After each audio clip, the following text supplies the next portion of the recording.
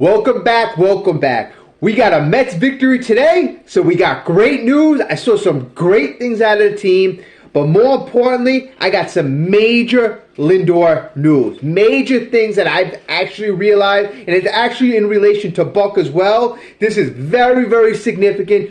Please stick around. We will speak about that momentarily. I'm sure you've seen it too as well. But let's get over to the exciting thing about the game. Let's highlight Tylor Megill. Tylor Megill had a phenomenal performance today. He went 6 strong, struck out 7, and he looked solid throughout. His pitchers had great movement. He had a tight slider today. He had good control, and he hung in there. In the 5th inning, guys were taking pitches. Tyler had a little control issues, but he hung tough, and he managed to get through it. And that's what we need. We need our pitchers to go 6, 7 innings and hand it off to the bullpen. Bottom line, I know St. Louis is struggling, but they have good hitters. They have Arenado, they have Gorman, they have the reigning MVP Goldsmith, and Tylor Megill did what he needed to do. We need more performances like that from our starting pitcher. That's highlight number 1. I give Tylor Megill the game MVP. So great for Tyler. Please keep it up. All right, so let's get over to the lineup.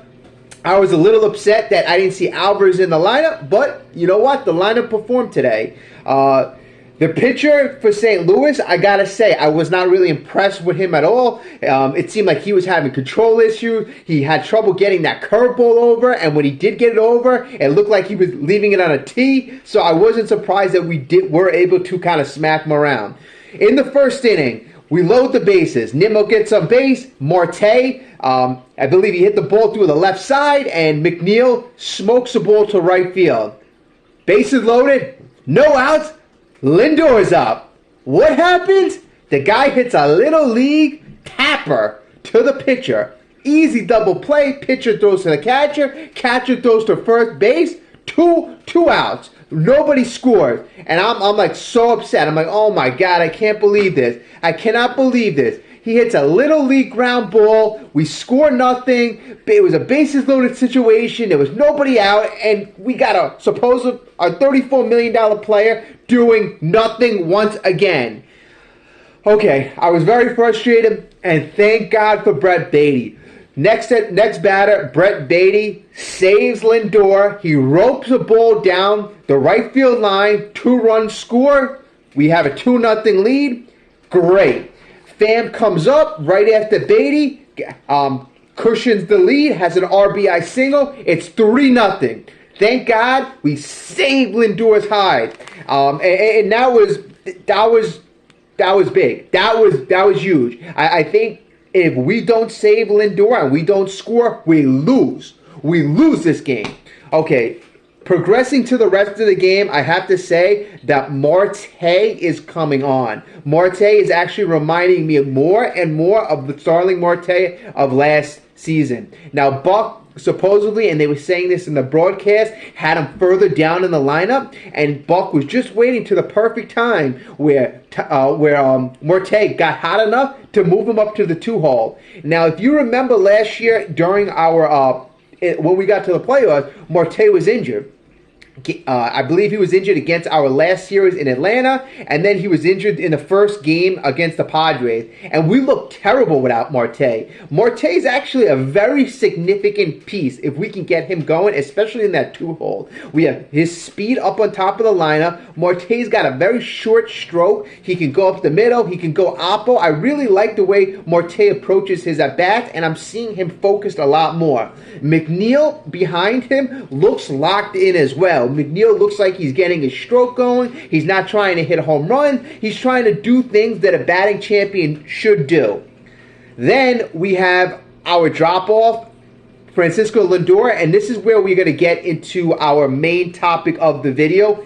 And first, if you could just please, I really appreciate all the great feedback I got on our last video. I cannot say thank you enough. I was really kind of like touched by that, and I really appreciate it. So if you could please continue to like and subscribe, especially if you love your Mets, because we love our Mets on this channel. When we speak about the Mets, we just do it because we care.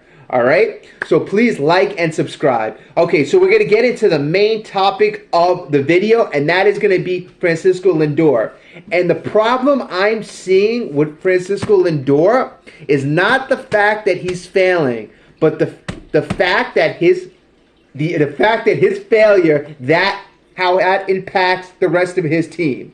Okay? You got a $34 million player batting fourth in the lineup who is underperforming immensely.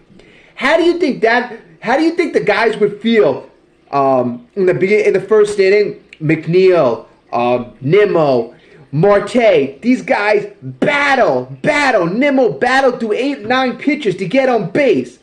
Marte, he's getting hot. McNeil, these guys do what they're supposed to do as professional, and this $34 million player comes with a pathetic at-bat like that, right? How do you think that makes the rest of the guys feel? How do you think that makes Brett Beatty feel? Francisco Alvarez, guys who are struggling, clawing to make the major league team or to stay on the major league team. If you've been part of a team, you know that if one guy is given everything and he doesn't earn it, there's going to be a lot of resentment on the team. And that is not good for the team to gel. That is not good at all. You already have that in the pitching staff. You already have that with Scherzer, and you already have that with Verlander. You got two guys who are given the world, and they're not earning it.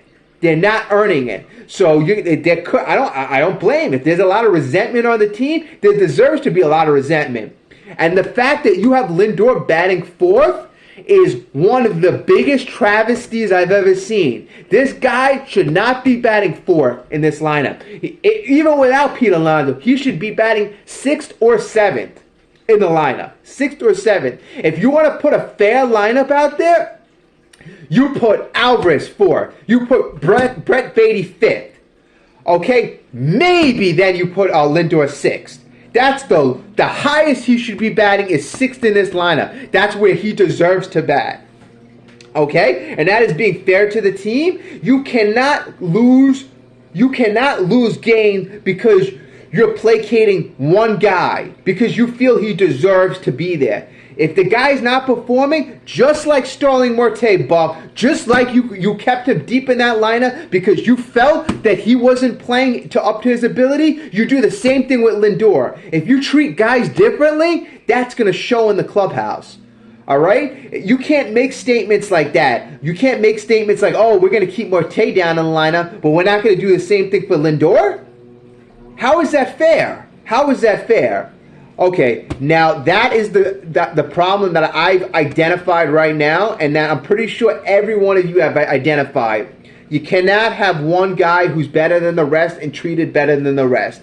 The team players have to earn their playing time, and they have to earn their positions. So, it really bothers me. It really bothers me. And again, if you could like and if you subscribe, if you feel the same way I do, or if you notice something else that I didn't notice that's been holding this team back, please drop a comment. I got some great comments that I'm like, wow, that's a great point. That's a great point. I mean, there was one that I made a comment and I said I'm not happy about the Mets winning one measly game, and then somebody brought up a great point how you want them to win a bunch of games, but it starts with one game. So you got a good point there. So please bring your good points. Everybody brought a lot of good stuff to the table last video. So let's please like and subscribe, and let's keep this going. Let's keep it going. We got a 2-game winning streak. We got 2 more left with St. Louis. Hopefully it's going to be an easy 4, but nothing's been easy this year. So we'll see what happens. I will speak to you soon, and we will be covering every twist and turn. And I know there's going to be a lot of twists and turns this year. I know there's going to be a lot of drama, and there's going to be a lot of good stuff coming as well. So let's stay tuned, and I will speak to you soon. Thank you again. Let's go Mets.